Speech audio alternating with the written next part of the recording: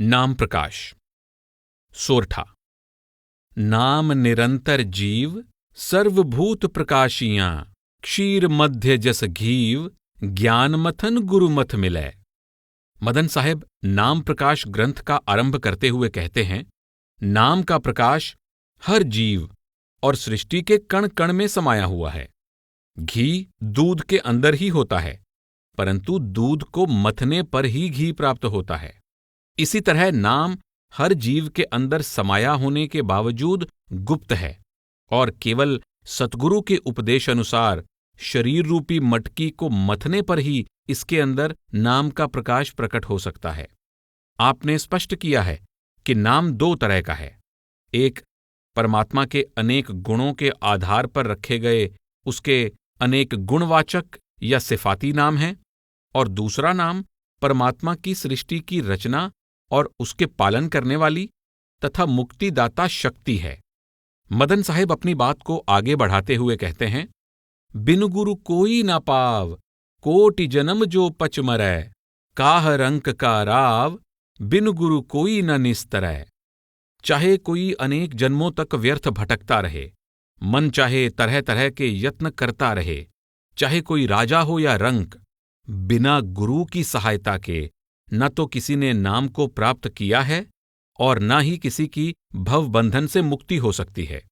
उपर्युक्त दोनों श्लोक सारे ग्रंथ की नींव हैं। इस नींव के आधार पर ग्रंथ रूपी पूरा महल खड़ा है। मदन साहब ने एक बार नहीं बल्कि सैकड़ों बार यह भाव दृढ़ करवाने का यत्न किया है कि गुरु के बिना नाम नहीं मिलता और नाम के बिना मुक्ति नहीं होती। राम से बड़ा न केऊ, तिन्हू कीन वसिष्ठ गुरु, राम मिलन को भेव, बिन गुरु ते दूजा नहीं। हम श्री रामचंद्र जी को मर्यादा पुरुषोत्तम मानते हैं। अनेक लोग उनको अपना इष्ट समझकर उनकी पूजा भक्ति भी करते हैं। मदन साहिब समझाते हैं कि यदि श्री राम जैसे महापुरुष ने भी विशिष्ट मुनि को अपना गुरु धारण किया था, तो साधारण पुरुष को गुरु के बिना प्रभु प्राप्ति की आशा क्यों रखनी चाहिए। आप दूसरी पंक्ति में राम शब्द सर्वव्यापी प्रभु के लिए उपयोग करते हुए कहते हैं कि गुरु के बिना कोई भी परमात्मा से मिलाप करने का भेद नहीं समझा सकता। परमात्मा से मिलाप के साधन और मार्ग के बारे में जब भी विवेक प्राप्त होता है, गुरु के द्वारा ही होता है। गुरु है रक्षक जीव, काटि फंद पौथिर करें, आन मिलावै पीव, परम अर्थ याते कवन। गुरु मन माया और काल से जीव की रक्षा करते हैं। गुरु पौ अर्थात माया के बंधन तोड़कर जीव का प्रभु रूपी प्रियतम से मिलाप करवा देते हैं। आप कहते हैं कि तुम स्वयं ही विचार करके देख लो कि इससे बड़ी और कौन सी पारमार्थिक प्राप्ति हो सकती है। स्वार्थ का अर्थ है सांसारिक या मायारूपी प्राप्तियों का साधन। परमार्थ का अर्थ है परमात्मा से मिलाप में सहायक साधन। धर्म ग्रंथों में धर्म, अर्थ, काम, मोक्ष 4 पदार्थ उत्तम माने गए हैं। मदन साहब कहते हैं कि परमात्मा से मिलाप करने से बड़ा परमार्थ और क्या हो सकता है। जिसका परमात्मा से मिलाप हो जाता है, उसको अन्य किसी वस्तु की जरूरत ही नहीं रह जाती। सारी सृष्टि उसकी दासी बन जाती है। काल और माया भी उसके चरणों के सेवक बन जाते हैं। ऐसी बड़ाई के अधिकारी बनाने वाले गुरु की महिमा शब्दों में कह पाना असंभव है। शिव विरंची बड़तवन, महिमा गुरु नहीं कह सके, मदन विचारा कवन, चाहे गुरु महिमा कहें। मदन साहब विनम्रता के भाव से कहते हैं कि बेचारा मदन किस गिनती में आता है। गुरु की महिमा तो ब्रह्मा और शिव भी नहीं बयान कर सकते। भाव यह है कि जो गुरु सर्वशक्तिमान, सर्वज्ञाता, सर्वव्यापक परमात्मा के साथ मिलाप करवा सकने के योग्य है, उसकी महिमा कौन बयान कर सकता है। न तो उचित रूप से परमात्मा की महिमा का सही सही गुणगान किया जा सकता है और न ही उसके प्रत्यक्ष रूप सतगुरु की महिमा का सही सही गुणगान किया जा सकता है। साखी। राधापति गुरु धन्य हैं, धन्य हमारे भाग, जेहि टुक नजर निहारते, भये नाम अनुराग। मदन साहेब अपने गुरु राधापति साहेब की स्तुति करते हुए फरमाते हैं कि गुरु धन्य हैं और हमारे भाग्य भी धन्य हैं कि गुरु की पल भर की दया दृष्टि से हमारे हृदय में नाम का प्रेम उदय हो गया। किसी भी महात्मा ने सतगुरु की ऐसी बड़ाई नहीं की है कि वह हमें पुत्र पौत्र धन दौलत मान बड़ाई आदि बख्श देता है। सतगुरु माया रूपी शक्लों और पदार्थों के मोह से मुक्त करते हैं। इन चीजों के मोह में फंसाने का कार्य नहीं करते। इनके मोह से मुक्ति का साधन परमात्मा का नाम है। इसलिए सतगुरु का सबसे बड़ा उपकार हृदय में नाम का प्रेम पैदा करना और हृदय को नाम के प्रकाश से भरपूर करना है। होत नाम अनुराग के चित चरणन दृढ़ कीन, गुरु पूरा पद पाए के ज्ञान की दीक्षा लीन। जब जिज्ञासु के अंदर नाम का प्रेम पैदा हो जाता है, तब हृदय में सतगुरु के चरणों की शरण का भाव दृढ़ हो जाता है। फिर वह परम धाम के ज्ञाता पूर्ण गुरु से विधिवत नाम की दीक्षा प्राप्त कर लेता है। दूसरे शब्दों में सतगुरु उसको नाम की कमाई और सुरत को भीतर नाम के साथ जोड़ने की युक्ति समझा देता है। ज्ञान की दीक्षा लेतहि भया ज्ञान प्रकाश, आदि अंत उत्पत्ति प्रलय सूझत भय भ्रमनाश। शिष्य जब सतगुरु की समझाई हुई युक्ति के अनुसार अभ्यास दृढ़ करता है तो उसके अंदर नाम का प्रकाश प्रकट हो जाता है। उसको रचना की उत्पत्ति से पहले की अवस्था, रचना की उत्पत्ति और विनाश की प्रक्रिया आदि के बारे में पूर्ण ज्ञान प्राप्त हो जाता है। इस तरह उसके मन में से सभी भ्रम दूर हो जाते हैं। मनुष्य के हर तरह के भ्रम का कारण रचना करने वाले और रचना की वास्तविकता के बारे में ज्ञान का न होना है। जब उसको सृष्टि के रचना करने वाले, सृष्टि रचे जाने के कारण, सृष्टि के संचालन की विधि और इसके विनाश की पूरी प्रक्रिया के बारे में बोध हो जाता है, तो रचना करने वाले में उसका दृढ़ विश्वास उसको चिंता मुक्त कर देता है।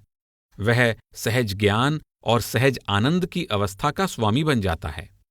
चार भेद प्रकाशियां तीन ज्ञान को भेद, चौथा भेद विज्ञान को ताको कियो निषेध। मदन साहेब तीन ज्ञान और चौथा भेद विज्ञान द्वारा यह भेद प्रकट कर रहे हैं कि जीव का कल्याण तीन गुणों तक की रचना के ज्ञान होने पर नहीं, बल्कि इनसे आगे चौथे पद के निजी अनुभव पर निर्भर है। विज्ञान का अर्थ है साक्षात अनुभव। विद्यार्थी अध्यापक की सहायता से प्रयोगशाला में कोई प्रयोग करके किसी तथ्य के ठीक या गलत होने के बारे में निजी अनुभव प्राप्त कर लेता है। यह विज्ञान है। आप समझा रहे हैं कि पूर्ण सतगुरु से दीक्षा प्राप्त करने के बाद शब्द की कमाई द्वारा शिष्य तीन गुणों की सीमा को पार कर जाता है। इससे चौथे पद सतलोक का प्रत्यक्ष अनुभव हो जाता है। इसका क्या लाभ होता है? आप आगे कहते हैं, चार भेद प्रकाशते मिटा जो मन का शूल, डार पात फल लख परा मदन गहा जब मूल। मन की सीमा त्रिलोकी तक ही है, जिसे संत महात्माओं ने त्रिकुटी भी कहा है। जब आत्मा त्रिलोकी के पार चौथे लोक पहुंचती है, तब वह मन के पंजे से आजाद हो जाती है। फिर यह मन की दासी नहीं रहती। फिर मन इसके अंदर मायामय तृष्णाओं को पैदा करके इससे मन चाहे कर्म नहीं करवा सकता। जब आत्मा निष्कर्म हो जाती है, तो स्वाभाविक रूप से मन द्वारा पैदा किए आवागमन के दुख से मुक्त हो जाती है। यहां आत्मा सृष्टि के कर्ता के साथ मिलाप कर लेती है, जो सृष्टि का मूल है। तब इसे संपूर्ण रचना के बारे में पूरा ज्ञान प्राप्त हो जाता है। जिसे वृक्ष की जड़ या मूल का ज्ञान हो जाता है, उसे उस वृक्ष के पत्तों, टहनियों और फल के बारे में भी पूरा ज्ञान हो जाता है। दूसरे शब्दों में, जिसका परमात्मा के साथ मिलाप हो जाता है, उसको रचना के रचे जाने का कारण, उसकी संचालन विधि, इसमें कार्य कर रहे कर्म और फल के सिद्धांत, रचना से मुक्त होकर रचना करने वाले के साथ मिलाप के साधन तथा मार्ग आदि का भी पूरा ज्ञान हो जाता है। फिर उसके हर कर्म को पूर्ण ज्ञान का आधार मिल जाता है। जीव जो कुछ भी करता है, परमेश्वर के आदेशानुसार करता है, जिस कारण उसका किया हुआ कर्म बंधनकारी नहीं रहता, ऐसा व्यक्ति सदा संपूर्ण ज्ञान और संपूर्ण आनंद की सहज अवस्था में विचरता है। यह सब कुछ सतगुरु की चरण शरण के कारण ही होता है। चौपाई। चार भेद सोई परिचय दीन्हा, गुरु कबीर जो निर्णय कीन्हा, ताको अब मैं कहूं जो भेदा, कोई संतजन करें निषेधा। निषेधा का अर्थ व्याख्या के रूप में लिया गया है। आप कहते हैं कि सतगुरु कबीर साहब ने 3 लोकों से परे चौथे लोक का जो भेद खोला है, मैं उसका ही उपदेश दे रहा हूं। आप कहते हैं कि मैं उस चौथे लोक, चौथे पद या चौथी अवस्था का भेद खोलकर समझाऊंगा। सतगुरु कबीर द्वारा किए गए उस वर्णन का भेद केवल उस अवस्था तक पहुंचे हुए पूर्ण संत ही समझ या समझा सकते हैं। दूसरे शब्दों में, जिनकी अपनी गम्यता केवल त्रिलोकी तक है और जिन ग्रंथ शास्त्रों में मायामय त्रिलोकी का हाल ही कहा गया है, वे न तो इसके वर्णन का भेद पा सकेंगे और न ही इसकी महिमा का वर्णन कर सकेंगे। प्रथम भेद, माया। चौपाई। प्रथम भेद जो पौ का कहया, 3 लोक जाके वश रहया, प्रथम भय वश तीनों देवा, मूल जान पौ कीन्हों सेवा। मदन साहब कहते हैं, मैं सबसे पहले पौ अर्थात माया का भेद बयान करता हूं। माया इतनी शक्तिशाली है कि संपूर्ण त्रिलोकी इसके अधीन है। ब्रह्मा, विष्णु और शिव भी माया के ही अधीन हैं। ये तीनों माया को ही मूल शक्ति मानकर इसकी सेवा पूजा में लगे रहते हैं। तीनों देवता ब्रह्मा, विष्णु और शिव, जो तीनों गुणों के प्रतीक हैं, वे काल और माया की ही उत्पत्ति हैं। काल निरंजन इस त्रिलोकी का कार्य व्यवहार माया और तीनों देवताओं को सौंपकर स्वयं गुप्त हो गया। इन तीनों देवताओं को अपने पिता काल निरंजन के बारे में कुछ भी पता नहीं, परमात्मा के बारे में कुछ पता होने का तो प्रश्न ही उत्पन्न नहीं होता। माया। मदन साहिब द्वारा वर्णित माया के व्यवहार को भली भांति समझने के लिए माया के गुण, कर्म और स्वभाव के बारे में संक्षेप में जान लेना आवश्यक है। माया परमेश्वर की ही सृजना है। कबीर साहब ने अनुराग सागर में इसे आदि कुमारी कहा है। मदन साहब ने भी कुछ प्रसंगों में इसे आदि माया कहा है। भाव यह है कि प्रभु ने सृष्टि के आरंभ में ही माया का सृजन कर दिया था। माया का वास्तविक कार्य क्या है? माया का कार्य है प्रभु रूपी सत्य पर पर्दा डाल देना और संसार रूपी झूठ के सत्य होने का भ्रम पैदा करना। बादल सूर्य को ढक लेते हैं तो सूर्य दिखाई नहीं देता। इसी प्रकार माया प्रभु रूपी सत्य पर पर्दा डाल देती है। धूप में चमक रही रेत पानी होने का भ्रम पैदा करती है। प्यासा हिरन रेत को पानी समझकर उसकी ओर दौड़ता है। वह ज्यों-ज्यों आगे जाता है, पानी और अधिक दूर प्रतीत होता है। वह दौड़ता हुआ अपनी जान गंवा देता है। इसी प्रकार माया झूठे जगत के सत्य होने का और परमात्मा रूपी सत्य के न होने का भ्रम पैदा करके संसार के सब जीवों को इस भ्रम में डाल देती है कि यह मायामय संसार ही एकमात्र सत्य है। माया जीव के अंदर दृश्यमान जगत की शक्लों और पदार्थों का मोह पैदा कर देती है। वह इन्हें सच्चे सुख का साधन समझ लेता है, जिस कारण जीव के अंदर इनकी प्राप्ति की इच्छा पैदा हो जाती है। इस इच्छा के अधीन वह इंद्रियों और विषय विकारों के वशीभूत होकर अनेक कर्म करता है। किए हुए कर्म उसे उनका फल भोगने के बंधन में डाल देते हैं। हर कर्म का फल उसी समय और उसी जन्म में भोग पाना संभव नहीं। अगर कोई किसी का कत्ल कर देता है तो कत्ल हुआ व्यक्ति उसी समय उठकर कातिल से बदला नहीं ले सकता। किए हुए संचित कर्मों का फल भोगने के लिए जीव आवागमन का अंग बन जाता है। माया एक और छल करती है। वह जीव को एक परमात्मा की भक्ति के बजाय अनेक देवी देवताओं, अवतारों आदि की भक्ति में भरमाए रखती है। वह सच्ची अंतर्मुख भक्ति के बजाय जीव को अनेक प्रकार के बाहरमुखी कर्मकांड में उलझा देती है। माया जीव के हृदय में यह भ्रम पैदा कर देती है कि पुण्य कर्म करने से पापों का नाश हो जाएगा और जीव कर्मों के जाल से मुक्त हो जाएगा। वास्तविकता यह है कि पाप लोहे की जंजीरें हैं तो पुण्य सोने की। कर्म से कर्म का नाश नहीं हो सकता। हर प्रकार के कर्म का फल अलग अलग भोगना पड़ता है। साधारण जीव ही नहीं, बड़े बड़े पंडित और तथाकथित गुणी ज्ञानी भी यह भेद नहीं समझ पाते, जिस कारण वे सदा मायामय रचना का अंग बने रहते हैं और आवागमन के चक्कर में पड़े रहते हैं। महात्मा मदन साहेब फरमाते हैं, लख नहीं परी मूल की बानी, छाया मूल मूल पहचानी।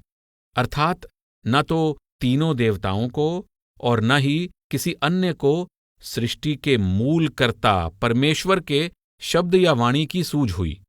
वे सब माया को ही, जो कि परमेश्वर की छाया से अधिक कुछ भी नहीं, मूल कर्ता समझकर उसके साथ ही बंधे रहे। जोगी जति तपी सन्यासी, पौ के फंदे फिरै उदासी। सुर नर मुनिगण गंधर्व देवा, लखा न काहू पौ का भेवा। पीर औलिया नबी रसूला, पौ की कर्क मिटा नहीं शूला। पौ के फंदे सब पच मुए, गुरु बिन मुक्ता कोई न हुए। साधारण जीव की तो बात ही क्या, बड़े बड़े योगी, ब्रह्मचर्य का पालन करने वाले जति, तपस्वी और सन्यासी भी माया के जाल में फंसकर भटकते फिरते हैं। आम आदमी ही नहीं, देवता, ऋषि मुनि, देवताओं के सेवक, स्वर्गलोक के गंधर्व भी माया का भेद न पा सके। मायामय त्रिलोकी लांघ कर परमात्मा के साथ मिलाप किए बिना पीर, पैगंबर और औलिया भी आवागमन से छुटकारा न पा सके। सतगुरु की शरण के बिना कोई भी माया के जाल से मुक्त न हो सका। साखी, अद्भुत कथा जो पौ की, कहूं कहा नहीं जाए। ज्यों प्रतिमा लख शीश में, स्वान भूख मर जाए। माया की अलौकिक कारीगरी कहाँ तक बयान की जाए, इसका पूरा छलावा ही बयान से बाहर है। जैसे कुत्ता शीश महल में घुस जाता है, उसे चारों ओर कुत्ते ही कुत्ते नजर आते हैं, वह उन पर भौंक भौंक कर जान गंवा देता है। यही हालत जीव की है। वह माया को, जो परमेश्वर की छाया से अधिक कुछ भी नहीं, सत्य समझकर मायामय जगत के मोह के साथ बंधकर परमात्मा के साथ मिलाप के सच्चे आनंद से वंचित रह जाता है। चौपाई, जीव निरोगित कतहूं न देखों, पौ का रोग सबही घट पेखों। गुरु रोगी रोगी भय चेला, पौ का रोग दोऊ घट मेला। अंध अंध को राह बतावै, कहू के ही भांति मंजिल पहुंचावे। संपूर्ण संसार में कोई भी जीव माया के रोग से मुक्त दिखाई नहीं देता। माया का रोग प्रत्येक हृदय में समाया हुआ है। दूसरे शब्दों में, संसार के सब जीव मायामय शक्लों और पदार्थों के मोह का शिकार हैं। कोई भी मायामय तृष्णा से मुक्त नहीं है। शिष्य भी माया के रोग से ग्रस्त हैं, गुरु यानी पाखंडी भी माया के रोग से पीड़ित हैं। शिष्य मायामय तृष्णाओं की पूर्ति के लिए गुरु की शरण में जाते हैं और ऐसे गुरु धन दौलत और मान बड़ाई की लालसा में ग्रस्त हैं। जब अंधा अंधे का मार्गदर्शक हो तो वह उसको मंजिल पर कैसे पहुंचा सकता है। कबीर साहब की वाणी है, जाका गुरु है आंधरा, चेला निपट निरंध। अंधे अंधा ठेलिया, दोऊ कूप परंत। जब शिष्य भी अंधा हो और उसको राह दिखाने वाला गुरु भी अंधा हो तो दोनों का कुएं में गिर पड़ना स्वाभाविक है। भाव यह है कि जो गुरु स्वयं माया का जाल तोड़कर सतलोक में नहीं पहुंचा, वह अंधा अज्ञानी है। वह अपने शिष्य को कभी भी सतलोक नहीं पहुंचा सकता। पौ का फंद कहा नहीं जाई, मुसरी पकड़ बिलारिह खाई। गज च्यूंटी के मुख में जाई, सिंधु बुंद में उलट समाई। स्यार सिंह से सरवर करै, श्वान चिता से सन्मुख लरै। कहूं सांच झूठ है जो मानो, तो मैं गुरु की साखी बखानो। माया के भयंकर जाल का हाल बयान कर पाना असंभव है। माया द्वारा आत्मा को, जो सर्वशक्तिमान और सर्वज्ञ परमेश्वर की अंश है, अपने अधीन कर लेना इसी प्रकार है जिस तरह चूहा बिल्ली को खा जाए, चींटी हाथी को निगल जाए या बूंद समुद्र को पी जाए, मन रूपी गीदड़ आत्मा रूपी शेर पर सवारी कर रहा हो या कुत्ता चीते के साथ लड़ रहा हो। आप कहते हैं कि मैंने आपको जो कुछ भी कहा है पूरी तरह सत्य है, परंतु अगर आपको मेरे कहे पर भरोसा नहीं है तो मैं आपको कबीर साहब की वाणी के संदर्भ द्वारा दर्शा देता हूं कि मैंने केवल सत्य का ही उल्लेख किया है। साखी। साखी गुरु कबीर हैं, मान लिहो परतीत, मदन समझ यह गहिर मत, चले सो भव जल जीत। साखी का अर्थ दो पंक्तियों का काव्य रूप होता है। उपदेश या शिक्षा और प्रमाण तथा गवाही भी होता है। आप कहते हैं कि आप सतगुरु कबीर साहिब की शिक्षा पर भरोसा करो। उन्होंने अत्यंत गहन साधन और मार्ग का उपदेश दिया है। जो कोई उनके उपदेश पर भरोसा रखकर उनको जीवन का आधार बना लेगा, वह निश्चय ही काल और माया द्वारा रचित भवसागर को पार करके अपने निज घर सतलोक वापस पहुंच जाएगा। इसके बाद आपने कबीर साहब का यह वचन अंकित किया है। झगड़ा एक बड़ों राजा राम, जो निर्वारे सो निर्वाण। ब्रह्म बड़ा कि जहां से आया, वेद बड़ा कि जिन निर्माया। ई मन बड़ा कि जे ही मन मान, राम बड़ा कि राम ही जान। भ्रम भ्रम कबीरै फिरै उदास, तीर्थ बड़ा कि तीर्थ को दास। कबीर साहब कहते हैं, संसार के सब लोगों का असल उद्देश्य अपने आंतरिक स्वरूप की पहचान द्वारा परमात्मा के साथ मिलाप करना है, परंतु इस उद्देश्य की प्राप्ति के साधन और मार्ग के बारे में संसार में अनेक प्रकार के विवाद चल रहे हैं। कोई किसी एक साधन को ठीक बताता है तो कोई किसी दूसरे को। जो इस झगड़े का निर्णय कर लेता है अथवा जिसे प्रभु के साथ मिलाप के सच्चे साधन और मार्ग के बारे में सूझ हो जाती है, उसका भवसागर से पार उतारा हो जाता है। आप कहते हैं कि लोगों को इसके बारे में कुछ पता नहीं कि त्रिलोकीनाथ ब्रह्म या काल निरंजन बड़ा है या जिस परमात्मा में से वह आया है वह बड़ा है। वेद बड़े हैं या वेदों को जन्म देने वाला ब्रह्म बड़ा है। दूसरा प्रश्न ये है कि मन बड़ा है या जिस साधन द्वारा मन वश में आता है वह बड़ा है। वर्णात्मक शब्द राम बड़ा है या राम के साथ मिलाने वाला धुनात्मक नाम बड़ा है। भ्रम भ्रम कबीरै फिरै उदास। आप कहते हैं, मैं इस संशय के कारण उदास हूं कि तीर्थ बड़ा होता है या जिसके कारण तीर्थ बना है वह हरि का दास बड़ा होता है। आदि ग्रंथ में कबीर साहब की वाणी का यह प्रसंग इस रूप में अंकित है। चगरा एक निबेर हो राम, जो तुम अपने जन सो काम। ए मन बड़ा कि जासो मन मान्या, राम बड़ा कै राम है जान्या। ब्रह्मा बड़ा कि जास उपाया, वेद बड़ा कि जहां ते आया। कह कबीर हो पया उदास, तीरथ बड़ा कि हर का दास। कबीर साहब तथाकथित ज्ञानियों को व्यंग्यात्मक ढंग से समझा रहे हैं। मन बड़ा नहीं, मन को वश में करने वाला नाम बड़ा है। जो राम को जान लेता है, राम जैसा हो जाता है। ब्रह्मा बड़ा नहीं, ब्रह्मा को पैदा करने वाला परमात्मा बड़ा है। वेद बड़े नहीं, उनका कर्ता ब्रह्म बड़ा है। तीर्थ बड़ा नहीं, हरि के दास बड़े हैं, क्योंकि तीर्थ में स्नान करने पर तो शरीर की मैल उतरती है और हरि के भक्तों की शरण द्वारा उस नाम की प्राप्ति हो जाती है जिससे मन और आत्मा निर्मल हो जाते हैं और परमात्मा के साथ मिलाप का सौभाग्य प्राप्त हो जाता है। बीजक शब्द। आपन पौ आपुहि से बिसरो, जैसे स्वनहा कांच मंदिर में भ्रम से भूख मरो। ज्यों के हरे वपु निरख कूप जल, प्रतिमा देख गिरो। वैसे ही गज फटिक शिला में दशनन आने अड़ो। मरकट मूठ स्वाद नहीं बिहुरे, घर घर रटत फिरो। कहें कबीर ललनी के सुगना, तो ही कवन पकरो।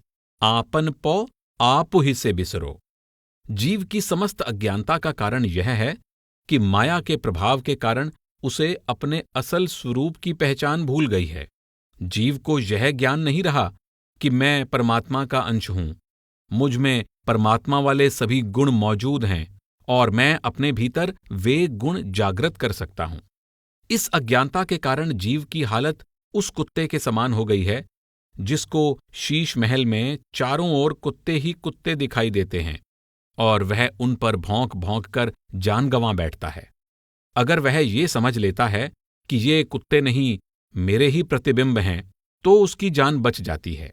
इसी प्रकार अगर जीव को यह सूझ हो जाए कि माया तो परमात्मा की मात्र छाया है, मैं परमात्मा का अंश हूं, इसलिए माया मेरी परछाई से अधिक कुछ भी नहीं, तो वह माया के धंधों में उलझकर व्यर्थ जीवन बर्बाद नहीं करेगा। आप इसी भाव को आगे बढ़ाते हुए कहते हैं कि हाथी सफेद चट्टान में अपनी शक्ल देखकर उस पर टूट पड़ता है और अपने ही साये से लड़ लड़कर जान गंवा लेता है। शेर कुएं में अपनी शक्ल देखकर उसे अपना दुश्मन शेर समझकर कुएं में कूदकर जान गंवा बैठता है। बंदर को पकड़ने वाले तंग मुंह के कुज्जे में दाने डालकर उसे जमीन में गाड़ देते हैं। लालच का मारा बंदर लोटे में हाथ डालकर मुट्ठी भर लेता है, मुट्ठी बाहर नहीं निकलती। वह दाने छोड़कर तुरंत आजाद हो सकता है, पर दाने नहीं छोड़ता। मदारी उसे पकड़कर घर घर नचाता है। इसी प्रकार तोता पकड़ने वाले एक घूमने वाले ललनी यानी बांस की नली लगा देते हैं। जब तोता उस पर बैठता है तो वह ललनी घूम जाती है और तोता डर जाता है। वह डरता है कि अगर ललनी छोड़ दूंगा तो नीचे रखे पानी में डूब जाऊंगा। वह अज्ञानी यह नहीं जानता कि ललनी ने उसे नहीं पकड़ा हुआ, उसने ही उसे पकड़ा हुआ है। यदि वह ललनी को छोड़ दे तो एकदम उड़ सकता है। आप बंदर और तोते के उदाहरण द्वारा यह समझा रहे हैं कि माया ने जीव को नहीं पकड़ा हुआ, बल्कि जीव स्वयं माया से लिपटा हुआ है। आप तोते से पूछते हैं, तो ही कवन पकड़ो। हे तोते, ललनी ने तुझे नहीं पकड़ा हुआ, तूने ही ललनी को पकड़ा हुआ है। अगर बंदर माया के फैलाए दानों का मोह त्याग दे और तोता माया द्वारा पैदा किए गए भ्रम से मुक्त हो जाए, फिर न तो काल रूपी मदारी जीव रूपी बंदर को घर घर अनेक योनियों में नचा सकता है और न ही काल रूपी शिकारी जीवात्मा रूपी तोते को आवागमन के पिंजरे में कैद कर सकता है। साखी जह गाहक तह हों नहीं, हों तह गाहक नाही, विन विवेक भटकत फिरै, पकड़ी शब्द की छाही। परमार्थ के सच्चे जिज्ञासु में हों नहीं होती, वह अहम भाव त्याग कर सतगुरु की शरण ग्रहण कर लेता है। जिस व्यक्ति में हों या अहम भाव है, समझ लो कि वह परमार्थ का सच्चा चाहवान नहीं है। जिस साधक के अंदर झूठ सत्य, सार असार, गलत ठीक, योग्य अयोग्य का विवेक जागृत नहीं हुआ, वह सार शब्द की खोज के बजाय शब्द की छाया यानी जिह्वा द्वारा जपे जाने वाले वर्णात्मक शब्द में ही उलझा रहता है। चौपाई जहां बोल तह अक्षर आया, जह अक्षर तहां मन ही दृढ़ाया। आप शब्द और शब्द के साये वाले भाव को आगे बढ़ाते हुए कहते हैं कि एक तो जिह्वा द्वारा बोले जाने वाले वर्णात्मक शब्द हैं और दूसरा वह शब्द है जो हृदय में धारण किया जाता है। जब भी बोलकर कोई बात कहनी होती है, शब्दों का प्रयोग करना पड़ता है और इन शब्दों द्वारा ही मन में कोई विचार दृढ़ करवाया जा सकता है। ये बोले जाने वाले सभी शब्द सच्चे शब्द की परछाई समान हैं। बोल अबोल एक है सोई, जिन यह लखा सो बिरला होई। विरले भाग्यशाली जीव हैं जो बोले जाने वाले नाम और ना बोले जा सकने वाले आंतरिक नाम को एक कर लेते हैं, जो बोले जाने वाले नाम के सुमिरन द्वारा ना बोले जा सकने वाले नाम को हृदय में प्रकट कर लेते हैं। प्रश्न पैदा होता है कि दो तरह के शब्द यानी नाम की संधि किस प्रकार हो सकती है। आप उत्तर देते हैं। साखी तन मन वारै संत पर, आपन पौ लखै बनाए, सो जीव जहड़े नहीं पड़ै, मोही माह समाए। ऐ जीव, अपना सर्वस्व पूर्ण संत पर न्योछावर कर दो। तन मन से पूर्ण संत की शरण स्वीकार कर लो। मनमति त्याग कर पूरी तरह संतों के उपदेश पर चलना शुरू कर दो। इस तरह आप माया के जाल को तोड़कर अपने निर्मल आत्मिक स्वरूप की पहचान कर पाओगे। फिर आप जन्म मरण के चक्कर से मुक्त हो जाओगे और शब्द, नाम या संत सतगुरु में समाकर उसका ही रूप हो जाओगे। कबीर साहब फरमाते हैं, बंधे को बंधा मिलै, छूटै कौन उपाय, कर सेवा निर्बंध की, पल में लेत छुड़ाए। जो स्वयं मायामयी त्रिलोकी की कैद में है, वह किसी दूसरे को इससे छुड़ाकर चौथे लोक में नहीं पहुंचा सकता।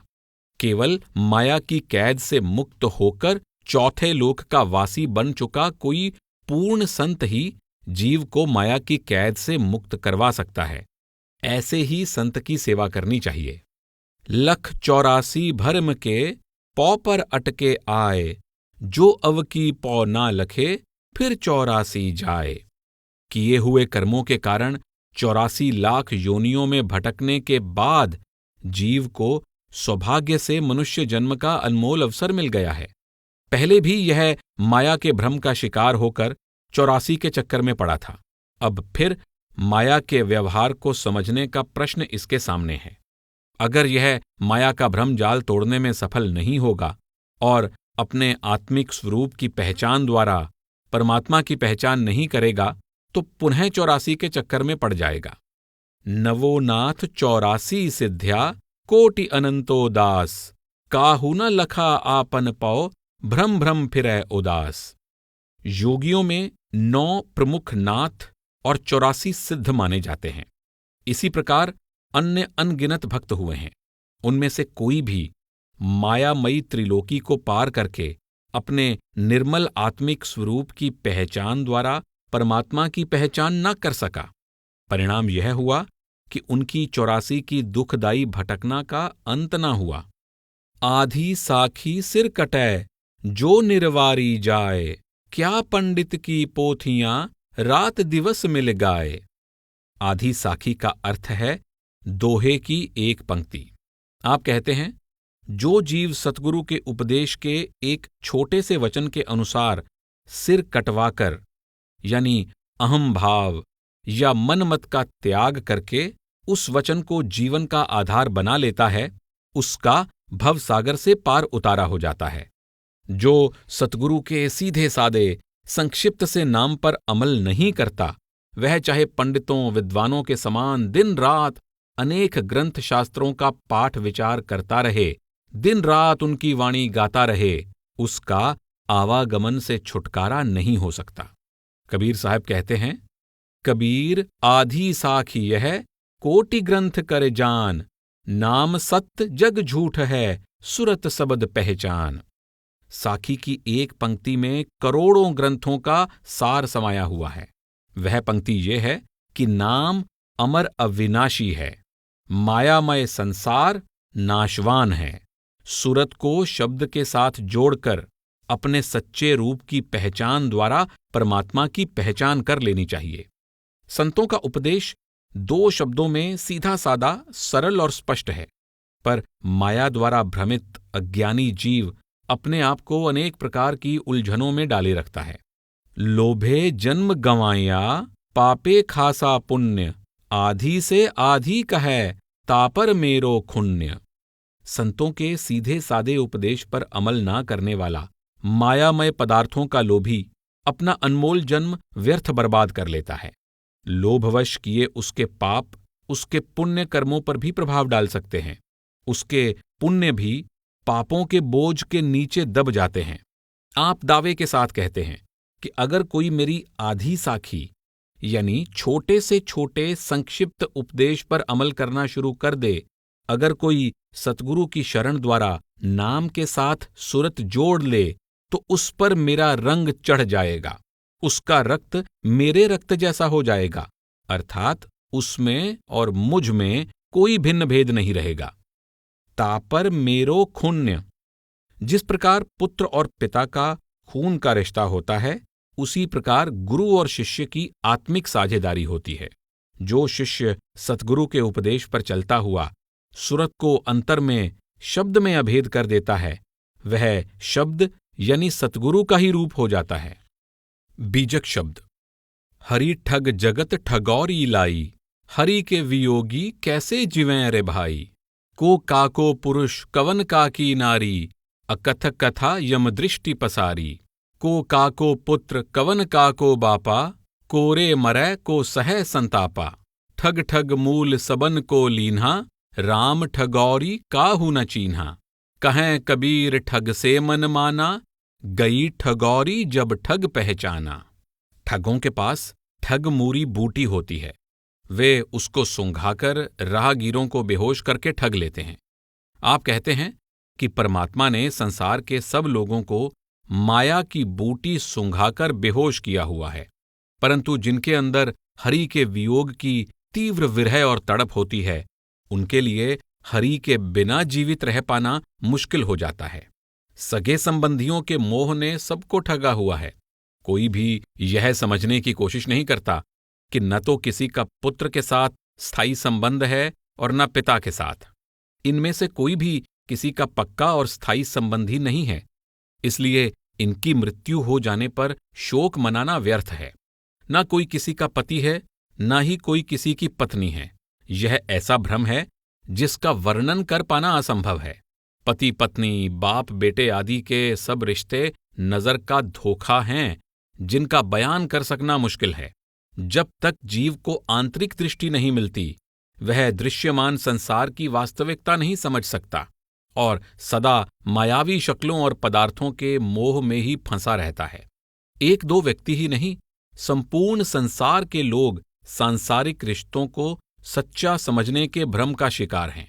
वे सब ठगे जा रहे हैं और उन्हें राम द्वारा उत्पन्न माया की ठगमूरी की पहचान नहीं होती। इसके विपरीत जिन लोगों का संसार में ठगौरी माया के जन्मदाता हरि रूपी ठग के साथ प्रेम हो जाता है, जो हरि के प्रेम द्वारा हरि में समा जाते हैं, उन्हें ठगौरी माया की वास्तविकता का ज्ञान हो जाता है।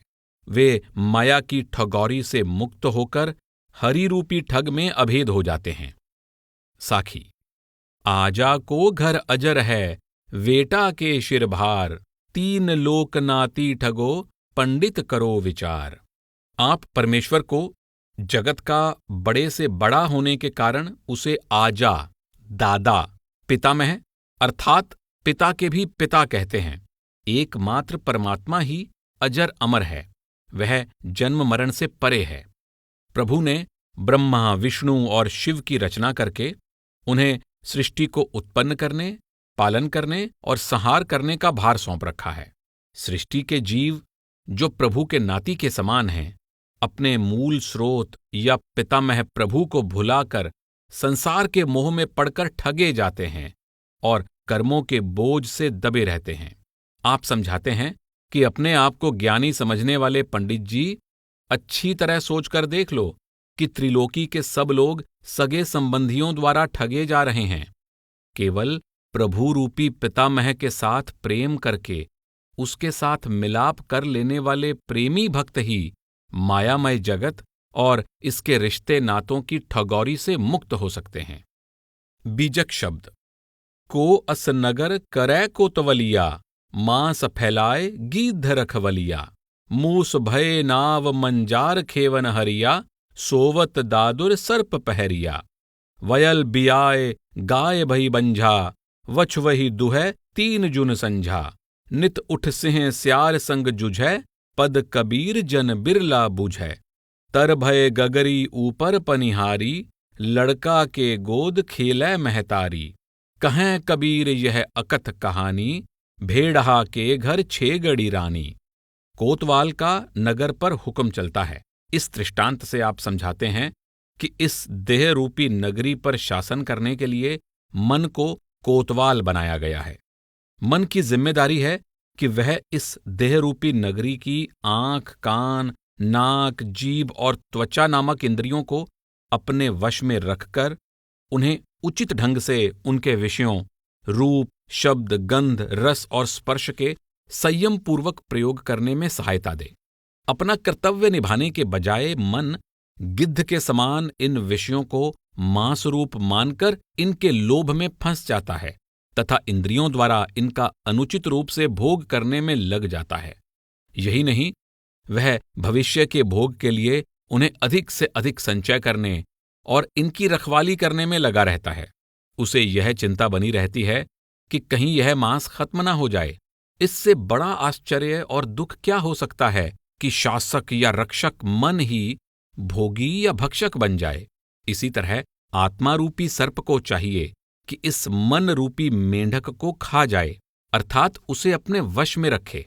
परंतु मन रूपी मेंढक निश्चिंत होकर सोया हुआ है और आत्मा रूपी सर्प उसकी रखवाली कर रहा है। चाहिए तो ये था कि जीव मन को वश में करे, परंतु अज्ञानता के कारण जीव मन का पहरेदार बना हुआ है। वह मन की चौकीदारी कर रहा है कि मन को आंच ना आए। शरीर रूपी बेड़ी में विषय विकारों के चूहों की भरमार है और आत्मा रूपी बिल्ली उनको पार ले जाने वाला मल्लाह बनी हुई है। बिल्ली को चाहिए था कि चूहों को मार देती ताकि यह मनुष्य जन्म के कीमती कपड़े को कुतर ना जाए, पर यह उल्टा उनकी रखवाली में लगी हुई है। यह आश्चर्यजनक लीला यहीं समाप्त नहीं हो जाती। झूठी भक्तियों के घर संतान पैदा हो रही है, परंतु सच्ची भक्ति बांझ है। वछवही दुहै तीन जुन संझा। लोग सुबह, दोपहर, सायंकाल तीनों समय मूर्ति रूपी बछड़े से दूध दूह रहे हैं। शब्द यानी नाम की कमाई की जो शक्ति है, जिससे अमर जीवन का वरदान प्राप्त होना है, उस तरफ किसी का ध्यान नहीं जाता। और अज्ञानी लोग ऐसी ऐसी झूठी भक्तियों, बेजान मूर्तियों आदि की पूजा में लगे हुए हैं, जिनमें से कभी भी कुछ प्राप्ति नहीं हो सकती। यह आश्चर्य भी देखें कि आत्मा शेर है, परंतु इसे मन रूपी गीदड़ सांस नहीं लेने देता। आत्मा को प्रतिदिन इसके साथ जूझना पड़ता है। जब सारा सिलसिला ही उल्टा हुआ हो, तो इस बात की हैरानी नहीं होनी चाहिए कि अनंत जीवों में से कोई विरला ही मन और माया के प्रभाव से बचकर सतगुरु की शरण और शब्द की साधना द्वारा परम पद की प्राप्ति में सफल हो पाता है। तर भय गगरी ऊपर पनिहारी। और आश्चर्य देखो, गागर नीचे है और पनिहारिन उस पर बैठी है। दूसरे शब्दों में, माया रूपी पनिहारिन परमात्मा के नाम रूपी गागर को अपने नीचे दबाए बैठी है। लड़का के गोद खेलै महतारी। कितने आश्चर्य की बात है कि माया परमात्मा के पुत्र जीव की गोद में खेल रही है। चाहिए तो ये था कि प्रभु का पुत्र माया को दासी बना ले, पर उसने उसे माता बनाया हुआ है। भेड़हा के घर 6 गड़ी रानी। इससे बड़ा आश्चर्य क्या हो सकता है कि जीव रूपी भेड़िए के घर माया रूपी बकरी रानी बनी बैठी है। साखी। बुंद जो परो समुद्र में, यह जाने सब कोय। समुद्र समाने बुंद में, बूझे बिरला कोय। कबीर साहब कहते हैं कि यह तो सबको पता ही है कि बूंद सहज ही सागर में समा जाती है, परंतु इस आश्चर्यजनक सत्य की समझ किसी बिरले भाग्यशाली जीव को ही होती है कि आत्मा रूपी बूंद में परमात्मा रूपी सागर समाया हुआ है। गुरु नानक साहिब की वाणी है, सागर में बूंद, बूंद में सागर, कवण बुझै बिद जाणै। उत्पुज चलत आप कर चीनै, आपे तत्त पछाणै। ऐसा ज्ञान विचारै कोई, तिस्ते मुक्ति परम गत होई। आत्मा रूपी बूंद परमात्मा रूपी सागर में समाई हुई है और परमात्मा रूपी सागर आत्मा रूपी बूंद में समाया हुआ है। आप कहते हैं, आत्म मह राम, राम मह आत्म, चीनस गुर बेचारा। इस सत्य की सूझ सतगुरु से प्राप्त होती है कि आत्मा परमात्मा में समाई हुई है और परमात्मा आत्मा में समाया हुआ है। जिसे सतगुरु की कृपा से इस सत्य की पहचान हो जाती है, वह परम पद का अधिकारी बन जाता है। कबीर साहब द्वारा दिए सभी दृष्टांतों का मूल भाव ये है कि आत्मा में परमात्मा वाला पूर्ण सामर्थ्य भरपूर है, परंतु यह माया के भ्रमों का शिकार होकर और मन इंद्रियों का साथ लेकर अपने वास्तविक स्वरूप, अपने असल स्रोत और अपने सामर्थ्य की ओर से अचेत है। यही कारण है कि जो शक्तियां इसकी सेवा के लिए बनाई गई हैं, यह उनकी ही दासी बनी हुई है। इसमें सतगुरु के ज्ञान द्वारा अपने अंतर में नाम का अमृत प्रकट करके अमर जीवन और सहज आनंद का अधिकारी बन जाने का सामर्थ्य मौजूद है, परंतु यह माया के भोगों में लिप्त होकर और कर्मों के जाल में फंसकर सदा आवागमन के दुखदायक जाल के साथ बंधी रहती है। जीव को चाहिए कि सतगुरु की चरण शरण द्वारा माया के भ्रमों से मुक्त होने के लिए प्रयास करे, ताकि यह अपने मूल स्वरूप और स्रोत की पहचान द्वारा अमर जीवन और पूर्ण आनंद का स्वामी बन जाए। शब्द शब्द तेरी पारख कोई न करी, दुल्हिन के शिर मौर विराजै, दुल्हा के शिर चुनरी। आए बरात दुआरे लागी, दुल्हा के बिग पकड़ी। बासी भात बरातिन खायो, मड़िये में कहर परी। कहें कबीर सुनो भई साधो, बिरलन समुझ परी। कबीर साहब कहते हैं कि कोई विरला पारखी ही सच्चे शब्द की परख द्वारा निज घर वापस पहुंचने में सफल होता है।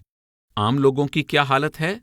माया रूपी दुल्हन के सिर पर मुकुट यानी मौर सजाया हुआ है, और आत्मा रूपी दूल्हे के सिर पर ओढ़नी है। जिस माया को दासी का कार्य करना था वह मालिक बनी हुई है, और जिस आत्मा को स्वामी के रूप में कार्य करना था वह माया की दासी बनकर रह गई है। जीव के अंतिम समय घर के सभी लोग बारातियों की तरह इकट्ठे हो जाते हैं, परंतु उनके देखते ही देखते काल रूपी भेड़िया आत्मा रूपी दूल्हे को पकड़कर ले जाता है। रिश्तेदारों की बारात जाने वाले जीव द्वारा पीछे छोड़ा जायदाद का जूठा भोजन खाना शुरू कर देती है। बाराती उसकी जायदाद का बंटवारा करना शुरू कर देते हैं, जबकि तख्ते पर अडोल पड़े मुर्दे की आत्मा पर यमदूत अत्याचार कर रहे होते हैं। प्रभु के प्यारे भक्तों, कोई विरला भाग्यशाली जीव इस सत्य को समझ पाता है कि शब्द की परख करने, शब्द की कमाई करने के क्या लाभ हैं, और मन तथा माया के वश होकर शब्द की ओर से अचेत रहने से कितनी भारी हानि होती है। साखी साखी शब्द कबीर की, सत्य मान जो कोय। मदन समझ गुरुपद मिलै, जीवत मुक्ता होए। मदन साहब कहते हैं कि कबीर साहब ने अपनी साखियों अथवा दोहों में निर्मल सत्य का वर्णन किया है। जो कोई उनके द्वारा दिए उपदेश को सत्य मानकर उस पर अमल करेगा, वह मनमुख से गुरुमुख बन जाएगा। उसे सतगुरु वाले परम पद की प्राप्ति हो जाएगी और वह जीवन मुक्त की अवस्था का अधिकारी बन जाएगा। शास्त्रों में अनेक प्रकार की मुक्तियों का वर्णन है, परंतु जीवन मुक्त को सबसे उत्तम दर्जा दिया गया है। मदन साहब समझाते हैं कि ऐसा उत्तम पद सतगुरु के उपदेश की कमाई द्वारा प्राप्त होता है। द्वितीय भेद, त्रिगुणात्मक रचना और काल। चौपाई। दूजा भेद त्रिगुण जो भाना, ताकि गति कोई बिरलै जाना। उत्पत्ति पालन परलय करना, चार खान पर तीनों रचना। जाहि त्रिगुण से तीनों होई, ताहि त्रिगुण को लखे न कोई। देखत है पै जानत नाही, एक रूप पर तीनों आहीं। बिन गुरु ज्ञान नजर नहीं आवे, काल रूप नित शिर पर धावै। मदन साहब कहते हैं कि मैं माया का हाल बयान करने के बाद काल और तीन गुणों के व्यवहार पर प्रकाश डालता हूं। त्रिलोकी में तीन गुणों का सारा प्रपंच फैला हुआ है। उसका भेद कोई विरला पूर्ण ज्ञानी ही जानता है। रचना की उत्पत्ति, उसका पालन और उसके विनाश का सिलसिला काल के अधीन है। चारों तरह की रचना, जेरज, अंडज, उद्भिज, सेतज की संपूर्ण त्रिगुणी रचना का सारा प्रबंध काल के अधीन है। चारों तरह की रचना में 84 लाख प्रकार के जीव हैं। इन सब जीवों में तीनों गुण सदा कार्यशील रहते हैं। आप कहते हैं, लोगों को तीन गुणों की विशाल रंग बिरंगी रचना तो दिखाई दे रही है, परंतु जिस काल ने माया के साथ मिलकर तीन गुणों की उत्पत्ति की है, उसके बारे में किसी को कुछ पता नहीं। काल की रचना दिखाई दे रही है, पर काल स्वयं गुप्त है। जीव को कुछ पता नहीं कि तीन गुणों का असल आधार एक है, और इनके द्वारा पैदा की गई अनंत अनेकता का आधार भी यह काल है। जब तक काल की त्रिलोकी को पार करके चौथे लोक परमेश्वर के परम धाम पहुंचे हुए सतगुरु से ज्ञान प्राप्त नहीं होता, जीव को काल और उसके व्यवहार के बारे में कुछ पता नहीं चलता। काल सदा जीव के सिर पर मंडराता रहता है। वह सदा इस पर हमला करने के लिए तैयार रहता है, पर जीव उससे बिल्कुल अचेत रहता है। पूर्ण सतगुरु की शरण में पहुंचकर जीव को काल के प्रपंच के बारे में पूरी समझ आ जाती है। वह अचेत से सचेत हो जाता है। फिर वह काल की रचना और मनुष्य देह को स्थायी समझने के भ्रम से मुक्त हो जाता है और मायामयी रचना के मोह का शिकार होने के बजाय काल के कर्ता यानी अकाल पुरुष के साथ प्रेम करना शुरू कर देता है। साखी। कर्ता धर्ता होए रहा, तीन लोक परचंड, अमर लोक तिहुपुर परे, जहवां शब्द अखंड। काल सारी त्रिलोकी का कर्ता धर्ता बना बैठा हुआ है, परंतु उससे ऊपर के अमर अविनाशी चौथे लोक तक गम्यता नहीं। तीन गुणों की संपूर्ण त्रिलोकी काल के वश में है, जिस कारण वह सदा बदलती और नष्ट होती रहती है। पर उससे ऊपर का लोक निर्मल अनादि धाम अमर अविनाशी है, जहां अखंड शब्द है। त्रिलोकी की रचना का आरंभ भी है और अंत भी। सतलोक सदा था और सदा रहेगा। वह आदि अंत और परिवर्तन से परे है। निर्मल अखंड अनंत शब्द का वह धाम सदा एक रस, एक रंग और एक रूप रहता है। चौपाई। तहां काल को नाही बासा, कोई संतजन करें निवासा। वह अमर अनादि धाम काल की पहुंच से परे है। केवल बिरले पूर्ण संत ही उस लोक के निवासी बन पाते हैं। साखी। बिन पहुंचे वो ही देश के, छूटे ना काल झकोर, बिन गुरु मदन न निस्तरै, कठिन काल का जोर। जब तक जीव उस अनादि अविनाशी धाम में नहीं पहुंचता, वह काल के प्रभाव से मुक्त नहीं हो सकता, और जब तक उसे उस लोक तक गम्यता रखने वाले सतगुरु की शरण प्राप्त नहीं होती, वह शक्तिशाली तथा निर्दयी काल की पकड़ से मुक्त नहीं हो सकता। आपने बहुत सरल, सुंदर और संक्षेप रूप में समझा दिया है कि काल द्वारा रची गई त्रिलोकी तक की संपूर्ण त्रिगुणी रचना पर परिवर्तन और विनाश का नियम लागू होता है। केवल चौथा लोक ही मृत्यु और विनाश से परे है। वहां पहुंचे बिना जीव जन्म मरण के दुखदायी चक्कर से छुटकारा नहीं पा सकता।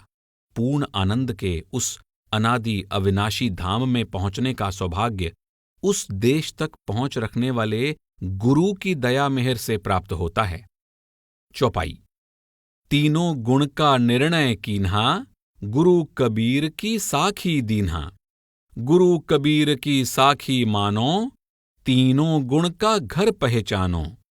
आप कहते हैं कि मैंने आपको सतगुरु कबीर साहब की वाणी और उपदेश के आधार पर तीनों गुणों के व्यवहार का भेद समझा दिया है। आप कबीर साहब के उपदेश को सत्य मानकर तीनों गुणों की वास्तविकता को समझते हुए सतगुरु की समझाई युक्ति के अनुसार इनके द्वारा रचित त्रिलोकी को पार करके चौथे लोक पहुंचने के लिए प्रयास करो। साखी। तीनों गुण घर चीन्ह के, चीन आदि निज देश, मदन जियत निज घर चले, छूटे काल कलेश।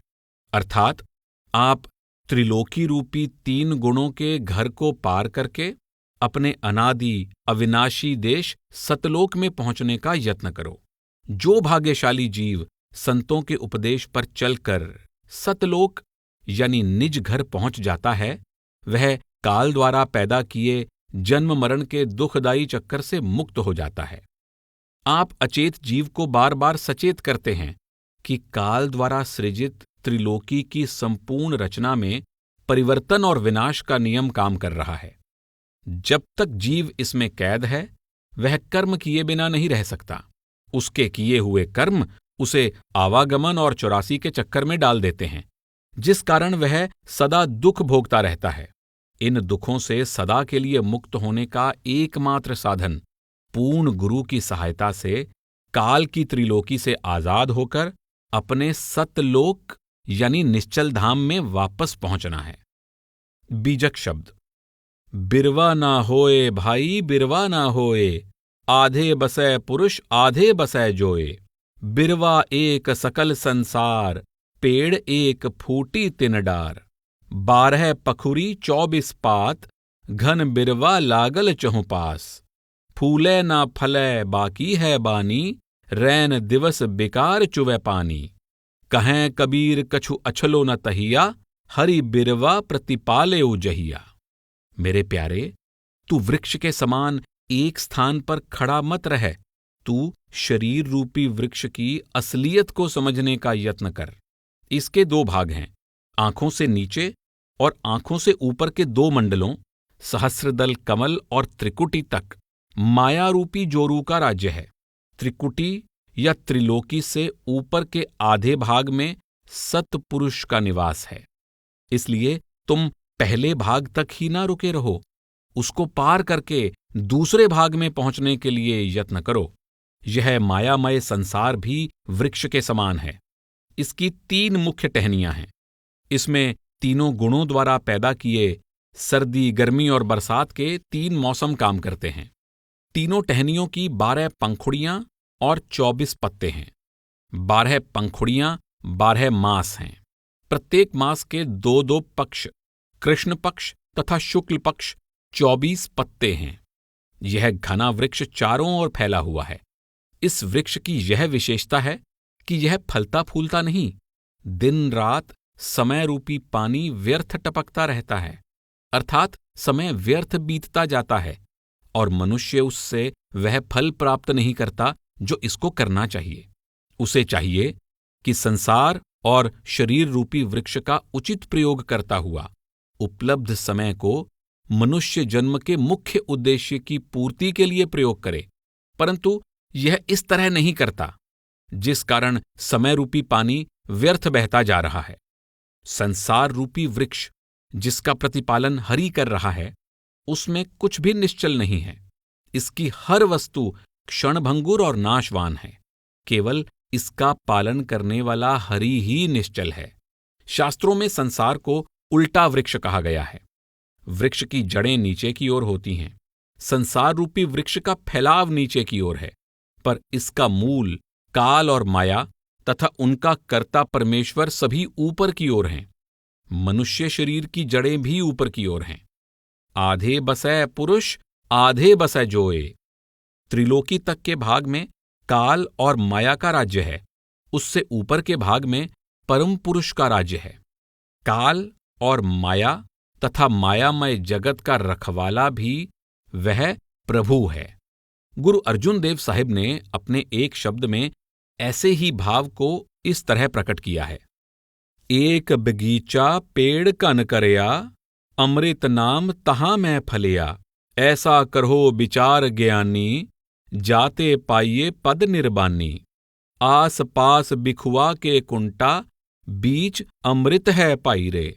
सिंचन हारे एकै माली, खबर करत है पात पत डाली। सगल बनस्पत आण जड़ाई, सगली फूली निफल न काई। अमृत फल नाम जिन गुरते पाया, नानक दास तरी तिन माया। गुरु साहब कहते हैं, संसार एक बगीचे के समान है जो अनेक वृक्षों से भरपूर है। इस बगीचे की अजब प्रकृति है। इस बगीचे के एक ओर नाम का अमृत फैला हुआ दिखाई देता है। जो जीव इस अमृत को पी लेता है वह मुक्ति का अधिकारी बन जाता है।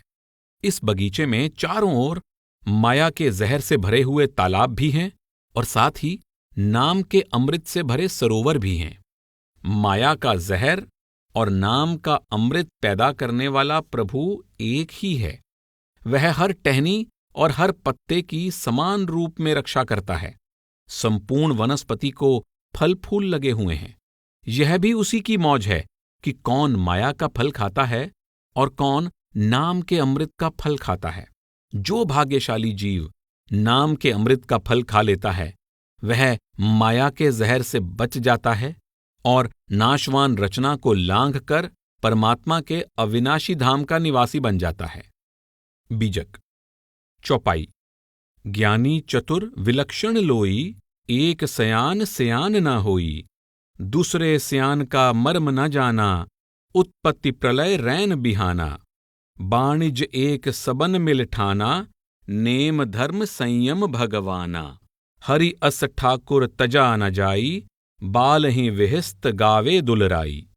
आप समझाते हैं कि धर्म ग्रंथों के पाठ विचार द्वारा लोगों में विद्वान के तौर पर प्रसिद्धि मिल सकती है, परंतु जब तक आंतरिक दिव्य दृष्टि नहीं मिलती, बाहरमुखी चतुराई द्वारा आंतरिक जगत के बारे में सूझ नहीं हो सकती। आप कहते हैं कि समझदारी दो प्रकार की है, एक बाहरी दृष्टि द्वारा प्राप्त हुई बुद्धिमानी है और दूसरा दिव्य दृष्टि द्वारा प्राप्त होने वाला आंतरिक सहज ज्ञान है। जब तक आंतरिक ज्ञान प्राप्त नहीं होता, न तो मायामय संसार की वास्तविकता के बारे में पता चलता है और न ही अपने निर्मल आत्मिक स्वरूप की पहचान द्वारा परमात्मा की पहचान करने के साधन और मार्ग के बारे में सूझ होती है। संसार के सभी लोग पुण्य कर्मों और अनेक प्रकार के धार्मिक संयमों द्वारा परमात्मा के साथ मिलाप करने के यत्न में लगे हुए हैं। इनको इस व्यापार में प्रभु प्राप्ति का लाभ नहीं मिलता, जन्म मरण की हानि अवश्य होती है। आत्मा रूपी दुल्हन समझती है कि शुभ कर्मों और धार्मिक संयम द्वारा उसका स्वर्गलोक में रह रहे पति के साथ मिलाप हो जाएगा। उसे यह नहीं पता कि वह पति परमेश्वर स्वर्गलोक से बहुत ऊपर और परे है। स्वर्गलोक पहले रूहानी मंडल से भी नीचे है, जबकि पति परमेश्वर के साथ मिलाप के लिए उसे उसके निवास स्थान चौथे लोक में पहुंचना जरूरी है। बीजक साखी। कबीर ते नर कहाँ गए, जिन दिन हो गुरु घोंट, राम नाम निज चीन्ह के, छोड़ दिहो सब खोंट। आप कहते हैं कि वे संत जन, वे मालिक के प्यारे भक्त कहाँ चले गए हैं, जो प्रभु प्रियतम के प्रेम और नाम का गुड़ घोलकर पिलाया करते थे। आप उपदेश देते हैं कि तुम गुरु के बख्शे हुए राम नाम द्वारा अपने वास्तविक स्वरूप की पहचान करके परमात्मा की पहचान कर लो। राम नाम ही सच्चा परम तत्व है। तुम उसे हृदय में धारण कर लो और इन झूठी शक्लों और पदार्थों का मोह त्याग दो। कबीर साहिब की शब्दावली का शब्द। ये जियरा तू अमर लोक के, परयो कालवश आई हो, मनय स्वरूपी देव निरंजन, तुम्हें राख भ्रमाई हो। 5 25 3 का पिंजड़ा, तामे तुमको राखे हो, तुमको बिसर गई सुध घर की, महिमा आपन भाखे हो। निराकार निर्गुण है माया, तुमको नाच नचावै हो, चर्म दृष्टि के कुल्फा दे के, 84 भरमावै हो। आप चेतावनी देते हैं, हे जीव, तू सतलोक यानी अमरधाम का निवासी है। यहां आकर काल के वश आ गया है। काल निरंजन मन का रूप धारण करके तुझे मायामय रचना में भरमा रहा है। काल ने तुझे 3 गुणों, 5 तत्वों और 25 प्रकृतियों, 5 तत्वों के 5-5 भाव, 25 प्रकृतियां कहलाती हैं, से बने शरीर रूपी पिंजरे में कैद किया हुआ है। काल ने तुझ पर अपने कर्ता धर्ता होने का ऐसा जबरदस्त प्रभाव पैदा कर दिया है कि तुझे अपने असल देश की याद भूल गई है। तू मन का रूप बनकर रह गया है। जिस ओर मन खींचता है तू उस ओर चल पड़ता है। जो मन करवाता है वही किए जाता है। परंतु प्रभु का अंश होने के नाते तू शक्ति रूप, ज्ञान रूप, प्रेम रूप और आनंद रूप है। तुझे किसी बाहरी सहारे की आवश्यकता नहीं। मायावी शक्लें और पदार्थ तेरे लिए सच्चे सुख का साधन नहीं बन सकते। तुम्हें सच्चा आनंद अपने आप की पहचान करके परमात्मा की पहचान द्वारा ही मिल सकता है। मन ने तुझे इंद्रियों के भोगों, विषय विकारों में लिप्त करके दुख का रूप बना दिया है। तू अनादि, अजन्मा और अमर अविनाशी है, परंतु काल ने तुझे जन्म मरण के दुखदायी चक्कर के साथ बांध दिया है। यह माया निराकार निरंजन अर्थात काल की रची हुई है, जो तुझे मन चाहा नाच नचा रही है। उसने तुझ पर चर्म दृष्टि का पर्दा डाला हुआ है। तुझे केवल बाहरी आंखों द्वारा दिखाई देने वाली शक्लें और पदार्थ ही सच्चे, शाश्वत और सुख का साधन प्रतीत हो रहे हैं। माया तेरे अंदर इनकी प्राप्ति की तृष्णा पैदा करके और तुझसे मन चाहे कर्म करवाकर तुझे 84 लाख योनियों में भटका रही है। 4 वेद जाकी है श्वासा, ब्रह्मा अस्तुति गाई हो। सो कथि ब्रह्मा जगत भुलाई, ते ही मार्ग सब जाई हो। जोग जाप नेम व्रत पूजा, बहु पर पंच अपारा हो। जैसे बधिक ओट टाटी के, दे विश्वास आहारा हो। यह भली भांति समझ लो कि जिन 4 वेदों की ब्रह्मा स्तुति गाते हैं वे काल निरंजन के श्वास मात्र हैं। ब्रह्मा ने काल निरंजन की इच्छा अनुसार इन वेदों की उत्पत्ति करके सारे संसार को इनमें भ्रमित किया हुआ है। इन वेदों द्वारा काल ने संसार में योग, जप तप, संयम, तीर्थ व्रत, पूजा पाठ का अनंत पसारा फैलाया हुआ है। काल ने लोगों के अंदर यह भ्रम पैदा किया हुआ है कि भक्ति के इन्हीं साधनों द्वारा परमात्मा की प्राप्ति हो जाएगी। यह वास्तव में काल का जीव को अपने जाल में फंसाने के लिए प्रयुक्त एक छल या धोखा है। शिकारी पर्दा तानकर उसकी ओट में बैठ जाता है। वह चारों ओर चोगा डालकर पर्दे के पीछे से पक्षी की बोली बोलता है। पक्षी उसे अपना साथी समझकर उसकी ओर खींचा चला जाता है। ज्यों ही वह शिकारी के नजदीक पहुंचता है, शिकारी उसे दबोच लेता है। इसी प्रकार काल छुपकर वेद शास्त्रों द्वारा ऐसी बोली बोलता है जो जीव को भ्रमित कर देती है। वह बाहरमुखी भक्ति का प्रचार करने वालों को अपना सच्चा हितैषी समझकर इन साधनों में प्रवृत्त कर देता है जो इसे अनंत काल तक जन्म मरण के दुखदायी चक्कर में डाले रखते हैं। सतगुरु पीव जीव के रक्षक, तासे करो मिलाना हो। जिनके मिले परम सुख उपजय, पावो पद निर्वाणा हो। जुगन जुगन हम आए चेतावा, कोई कोई हंस हमारा हो। कहें कबीर ताही पहुंचावो, सत्य पुरुष दरबारा हो। जीव को काल के द्वारा चलाए गए भक्ति के बाहरमुखी साधनों के बारे में सचेत करके आप जीव को प्रेरणा देते हैं। मेरे प्यारे, काल जीव का दुश्मन है। संत सतगुरु उसके सच्चे हितैषी और रक्षक हैं। तुम सतगुरु की शरण में पहुंच जाओ। सतगुरु तुम्हें परमात्मा की भक्ति के सच्चे अंतर्मुख मार्ग पर डाल देंगे, जिससे तुम माया और आवागमन के जाल से छुटकारा पाकर परमात्मा के साथ मिलाप के परम सुख के अधिकारी बन जाओगे। आप कहते हैं कि सतगुरु तो हर युग में जीवों को चेताने के लिए संसार में आते रहते हैं, पर विरला जीव सतगुरु पर भरोसा करके उनके उपदेश पर चलने के लिए तैयार होता है। जो जीव सतगुरु में भरोसा रखकर उनके उपदेश अनुसार शब्द की अंतर्मुख साधना में लग जाता है, सतगुरु उसे अपने साथ लेकर सतपुरुष के दरबार में पहुंचा देते हैं। सतलोक ही जीव का असल घर है और वह रचना के समय वहां से उतरकर ही काल की नगरी का वासी बना था। बीजक साखी। काल खड़ा शिर ऊपरे, चेत बिराने मिंत। जाको घर है गेल में, सो कस सोवै निश्चिंत। कल काठी कालो घुना, जतन जतन घुन खाए। काया मध्य काल बसत है, मर्म न कोई पाए। आप चेतावनी देते हैं, ए अचेत मूर्ख, तू मेरी विनती मानकर सचेत हो जा। तू दृढ़ विश्वास कर ले कि काल सिर पर खड़ा है। कुछ पता नहीं कि किस पल तुझ पर वार करके वो तेरे जीवन का अंत कर देगा। तू स्वयं ही विचार करके देख ले कि जिसका घर गली में आम चलती राह में हो, वह निश्चिंत होकर कैसे सो सकता है। आप समझा रहे हैं कि यह जगत आने जाने वालों का मेला है। यहां न कोई सदा रहा है, न रह ही सकता है। काल की इस नगरी में सदा सावधान होकर जीवन के मूल उद्देश्य की पूर्ति में लगे रहना चाहिए। दीमक लकड़ी को खा जाती है। जिस चीज को दीमक लग जाए, देर सवेर उसका विनाश कर देती है।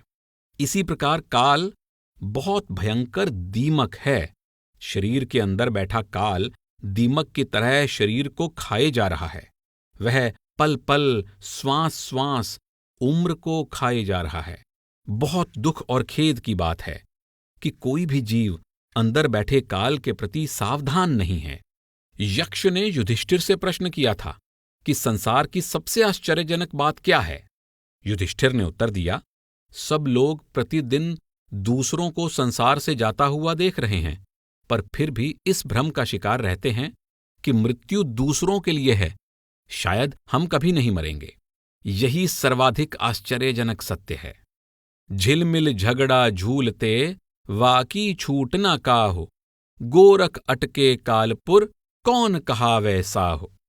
आप कहते हैं कि साधारण मनुष्यों की बात तो एक तरफ रही, गोरखनाथ जैसे योगीश्वर भी योग की साधना द्वारा काल की रची त्रिलोकी से पार न जा सके और आवागमन का झूला झूलते रह गए। जब ऐसे सिद्ध पुरुष सतलोक से आ रहे शब्द से वंचित रह गए, तो और कौन सा व्यक्ति उस अनमोल धन का मालिक होने का दावा कर सकता है? पावन पुहमी नापते दरिया करते फाल, हाथन पखत तौलते ते ही धर खायो काल। आप कुछ अन्य उदाहरण देते हैं। आप कहते हैं कि काल उस तपस्वी, उस सिद्ध पुरुष या अवतार को भी खा गया जो पांव से सारी पृथ्वी नाप लेते थे, जैसे वामन अवतार, जो छलांग लगाकर समुद्र को पार कर जाते थे, जैसे हनुमान जी, जो पर्वत को एक स्थान से उठाकर दूसरे स्थान पर रख देते थे, जैसे नल और नील। आप समझा रहे हैं कि भक्ति के बाहरमुखी साधनों द्वारा रिद्धियां, सिद्धियां और अलौकिक करामाती शक्तियां प्राप्त हो जाती हैं, परंतु इनसे मायामयी त्रिलोकी को पार करने का सामर्थ्य प्राप्त नहीं होता। वह सामर्थ्य केवल पूर्ण सतगुरु के बख्शे शब्द द्वारा प्राप्त होता है।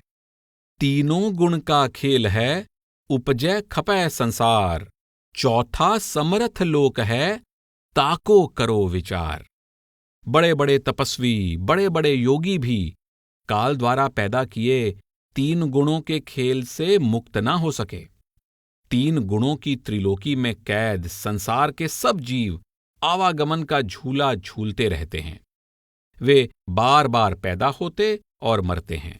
केवल चौथा लोक, परमेश्वर का परम धाम ही काल की मार से परे है। केवल वहां पहुंचकर ही अमर जीवन और सहज आनंद की प्राप्ति हो सकती है। इसलिए उस अनादि अविनाशी देश में पहुंचने के लिए प्रयास करना चाहिए। चौपाई। त्रिगुण खेल गुरु दिया गवाही, समझ ले हो तुम चित्त चढ़ाही। सतगुरु ने तीनों गुणों के पसारे का पूरा हाल समझा दिया है, तुम इसे भली भांति मन में दृढ़ कर लो। साखी। समझो चित्त चढ़ाए के, धरो नाम कर कड़हार, आड़ अटक फिर ना रहे, उतर जाए भव पार। सतगुरु के उपदेश को हृदय में धारण करते हुए सतगुरु की समझाई युक्ति के अनुसार अंतर में नाम को आत्मा का भोजन अथवा आहार बना लो, फिर तुम्हारे रास्ते की सभी रुकावटें दूर हो जाएंगी और तुम सहज ही काल द्वारा रचित तीन गुणों के भवसागर को पार करके अमरलोक वापस पहुंच जाओगे।